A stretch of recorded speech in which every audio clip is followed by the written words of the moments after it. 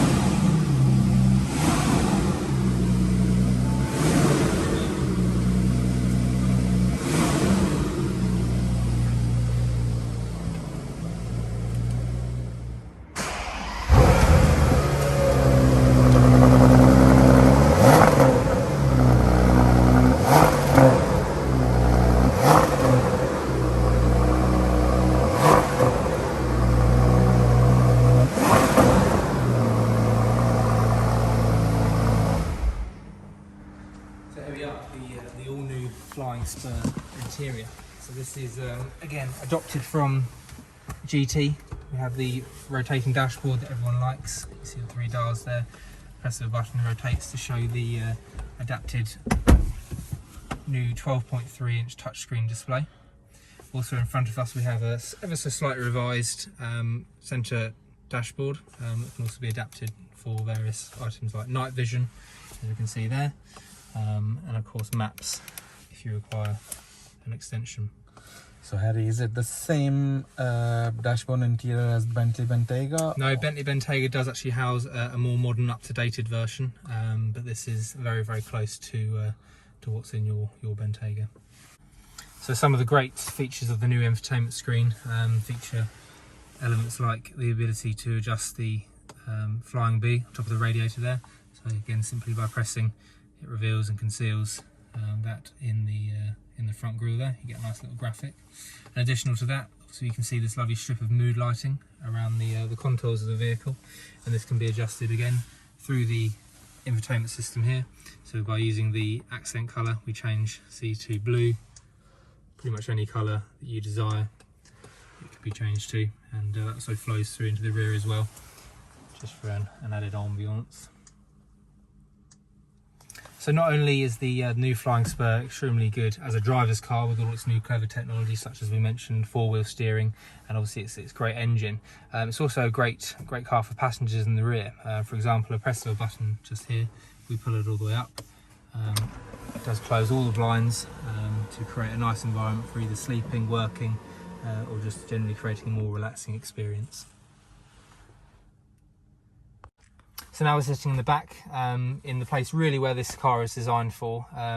We can see directly in front of us here this Bentley's new TSR remote control, allowing rear passengers to control pretty much everything in the car, even to the fact where you can control sat in the seat behind the passenger seat. It actually changes your controls to control the seat in front of you to allow you to have additional leg room when required, and obviously when there's no one sat in the passenger seat. So oodles of leg room in this vehicle as well, as you can see. It's pretty good leg room once you move the seat. Yeah, and then obviously you've got the mood lighting down there as well that you can change, also using the tablet. Also note, we can change the environment to the blinds. At the moment we've got all the blinds up, so it creates quite a nice tranquil environment, but we can open them all as well. At the press of a button, everything opens. The twin sunroofs there as well, just allowing as maximum lighting as possible. So there are two variants in this model, V8 and W12. That's correct, yeah. Will there be a speed model as well later on? Or? We've had no confirmation, but if we're looking at Bentley's kind of history with derivatives in their model lines, then we may see a more powerful version in the next couple of years, but we'll wait and see. So yeah, just talking about seats really now. So we are sat in probably the best rear seats that Bentley make. As far as adjustability as well, we've got oodles of adjustability as far as recline and incline like that. You can see there the seats adjustment is to the point where we're almost lying flat. It's still going. I can also sort of bring that up again. I've got adjustable headrests, I've got massage, I've got heated and ventilated seats as well. Right, let's take this W12 car out. Thank you, Harry, for You're welcome. Enjoy. lending me this car, and I will let you know how I think about it.